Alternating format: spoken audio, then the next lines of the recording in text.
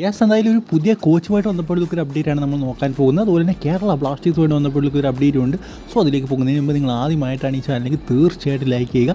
200 ലൈക്കിൻ്റെ target എന്ന് പറയുന്നത്. So എല്ലാവരും അതിലേക്ക് എത്തിക്കുമെന്ന് വിചാരിക്കും. ആദ്യത്തെ അപ്ഡേറ്റ് എന്ന് പറയുന്നത് ഇന്ത്യൻ നാഷണൽ ടീമുമായിട്ട് വന്നപ്പോഴേക്കും അപ്ഡേറ്റിൽ നിന്ന് തന്നെ തുടങ്ങാം. അതായത് ജോക്കിം അൻഡേഴ്സൺ എന്ന് പറയുന്ന ഒരു കോച്ചിനെ ഇന്ത്യൻ നാഷണൽ ടീം എത്തിച്ചിരിക്കുകയാണ്. നാഷണൽ ടീം എന്ന് പറയുമ്പോൾ ഇന്ത്യൻ നാഷണൽ വുമൻസ് ടീമാണ്. അണ്ടർ 20, അണ്ടർ 17 ആ ഒരു ടീമിൻ്റെ കോച്ച് ഇനി മുതൽ ഈ ഒരു സ്വീഡിഷ് കോച്ചായിരിക്കും. എന്തായാലും അത്യാവശ്യം എക്സ്പീരിയൻസ് ഉള്ളൊരു കോച്ചാണ്. അതായത് സ്വീഡൻ്റെ യൂത്ത് സൈഡിനെയൊക്കെ എന്താ പറയുക പരിശീലിപ്പിച്ചിട്ടുള്ള ഒരു വ്യക്തിയാണ്. അതുപോലെ തന്നെ സ്വീഡൻ അണ്ടർ 21 ടീമിലൊക്കെ കളിച്ചിട്ടുള്ളൊരു വ്യക്തി കൂടിയാണ് ഈ ഒരു കോച്ച് എന്ന് പറയുന്നത്, ജോക്കിം ലോ അൻഡേഴ്സൺ എന്ന് പറയുന്നത്. സോ എന്തായാലും വളരെ എക്സ്പീരിയൻസ്ഡ് ആയിട്ടുള്ളൊരു കോച്ചിനെയാണ് കൊണ്ടുവരുന്നത്. എന്തായാലും എന്തുകൊണ്ടാണ് മെൻസ് ടീമിന് ഇങ്ങനെ കോച്ചുമാരെ കൊണ്ടുവരാത്തതെന്ന് ചോദിക്കുമ്പോൾ അത് വലിയ സംശയം തന്നെയാണ്.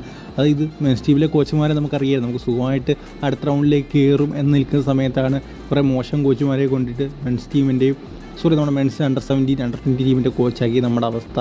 ഇത് അണ്ടർ 20യുടെയാണ് ഏറ്റവും ഭയാനകമായ അവസ്ഥ. സുഖമായിട്ട് കയറുന്ന ഒരു അണ്ടർ 20 ആ ഒരു ലെവൽ വരെ ഒരു മോശം കോച്ചിനെ കൊണ്ടുവന്ന് നമ്മൾ പരാജയപ്പെട്ട് പുറത്തു പോകേണ്ട ഒരു സാഹചര്യം വന്നു.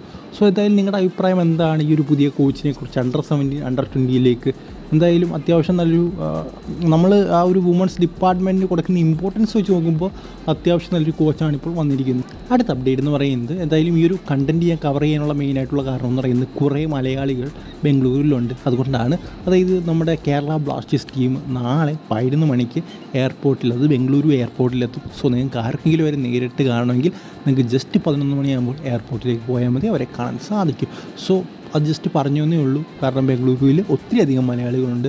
സോ അവർക്ക് നേരിട്ട് പ്ലേസിനെ കാണാമെന്ന് ആഗ്രഹമുള്ളവർക്കാണെങ്കിൽ എയർപോർട്ടിൽ പോകാൻ സാധിക്കും.